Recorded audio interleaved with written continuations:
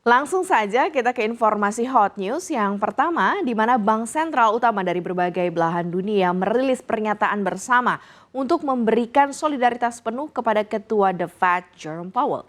Langkah ini diambil menyusul ancaman terbaru terhadap independensi Bank Sentral Amerika Serikat yang datang langsung dari pemerintahan Donald Trump. Pernyataan bersejarah ini ditandatangani oleh 9 gubernur bank sentral kelas kakap, termasuk Gubernur Bank of England Andrew Bailey dan Presiden Amerika Serikat Eropa ECB Christine Lagarde. Aksi ini dikoordinasikan oleh Bank for International Settlements yang berbasis di Basel, Swiss. Selain mereka, bos bank sentral dari Australia, Swedia, Denmark, Swiss, Brazil, Korea Selatan hingga Kanada dan Norwegia ikut turut juga membubuhkan tanda tangan mereka. Mereka memuji integritas Powell dan menyebut sebagai rekan yang sangat dihormati. Ketegangan antara Trump dan Powell sebenarnya sudah lama mendidih. Trump berulang kali menyerang Powell yang ia tunjuk sendiri di 2018 karena dianggap tidak cukup cepat memangkas suku bunga. Trump bahkan pernah menghina Powell dengan sebutan numbskull. Namun situasi memanas drastis pekan ini di mana Powell secara terbuka menyatakan bahwa dirinya sedang menjadi sasaran investigasi kriminal oleh Departemen Kehakiman Amerika Serikat. Powell menyebut bahwa tindakan ini sebagai upaya intimidasi yang belum pernah terjadi sebelumnya terkait kebijakan moneter. Di sisi lain, Jaksa Agung Distrik Columbia yang pro-Trump, John Pierro, ini mengklaim bahwa investigasi tersebut berkaitan juga dengan dugaan penyalahgunaan uang pembayar pajak terkait renovasi kantor pusat The Fed yang menelan biaya besar. Pierro ini bersikeras bahwa proses hukum ini bukanlah ancaman bagi Powell. Meski demikian, Trump mencoba cuci tangan dengan mengaku tidak tahu menahu soal penyelidikan tersebut. Sementara itu, laporan Bloomberg menyebutkan bahwa Pierro meluncurkan tindakan hukum ini tanpa persetujuan atasannya di DOJ. Namun ia tidak berniat menghentikannya.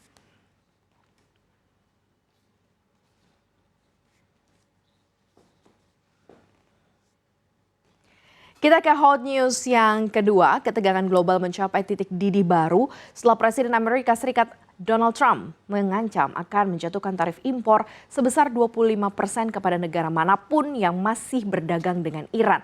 Langkah ekstrim ini diambil sebagai hukuman atas tindakan brutal rezim Teheran dalam menumpas aksi demo Iran yang kini telah menelan ribuan korban jiwa. Ancaman ini langsung memicu reaksi keras dari Beijing. China murka dan memperingatkan bahwa mereka siap melakukan pembalasan untuk melindungi kepentingan nasionalnya. Juru bicara Kedutaan Besar China di Washington, Liu Pengyu, menegaskan bahwa Beijing akan mengambil semua langkah yang diperlukan untuk menjaga hak-hak sah mereka. Melalui platform X, Liu juga memperingatkan Trump bahwa perang dagang hanya akan membawa kerugian bagi semua pihak. Sejauh ini China merupakan mitra dagang terbesar Iran yang membeli sekitar 77% sektor minyak negara tersebut pada tahun 2024. Selain China, negara-negara seperti India, Uni Emirat Arab, Jepang, dan Korea Selatan juga mengancam terjebak dalam pusaran konflik dagang ini. Sebelumnya, dalam unggahan di Truth Social, Trump juga mengatakan kebijakan tarif 25% ini berlaku segera bagi negara manapun yang berbisnis dengan Iran. Berbeda dengan sanksi sebelumnya yang menyasar perusahaan tertentu, kali ini Trump menargetkan sanksi secara nasional terhadap suatu negara secara utuh. Langkah drastis Trump ini dipicu oleh eskalasi protes di Iran yang awalnya bermula dari masalah ekonomi, namun kini berubah menjadi gerakan rakyat untuk menggulingkan rezim penguasa. Pemerintah Iran juga merespon dengan memutus internet total dan tindakan keras militer berdasarkan laporan Human Rights Activists in Iran yang dikutip oleh Associated Press. Ini jumlah korban tewas akibat penumpasan demo Iran ini tersebut diperkirakan telah mencapai sedikitnya 2.000 orang, termasuk warga sipil dan aparat pemerintah.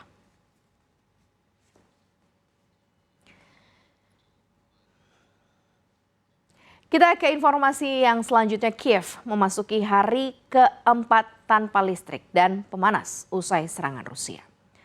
Warga pun juga saat ini berkumpul di tenda darurat di tengah cuaca beku dan krisis.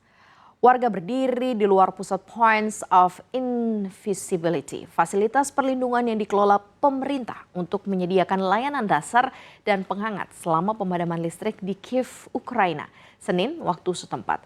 Pemadaman terjadi setelah serangan rudal dan drone Rusia merusak infrastruktur sipil vital.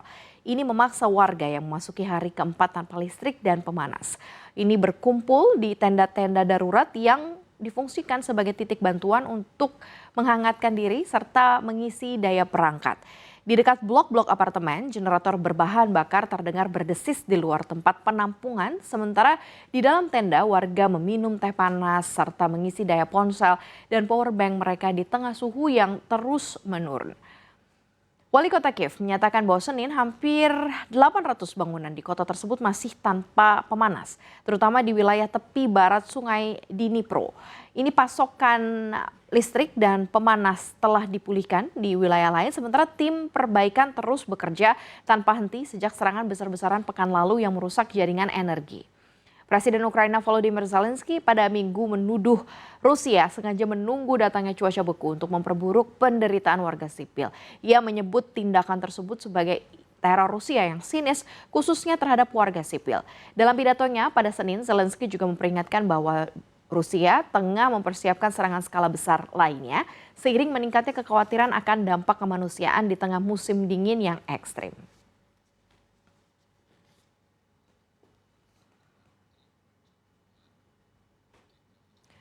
Informasi yang selanjutnya, Sekretaris Jenderal Perhimpunan Hotel dan Restoran Indonesia (PHRI) Maulana Yusran mempertanyakan masih maraknya akomodasi ilegal di sejumlah daerah termasuk Bali.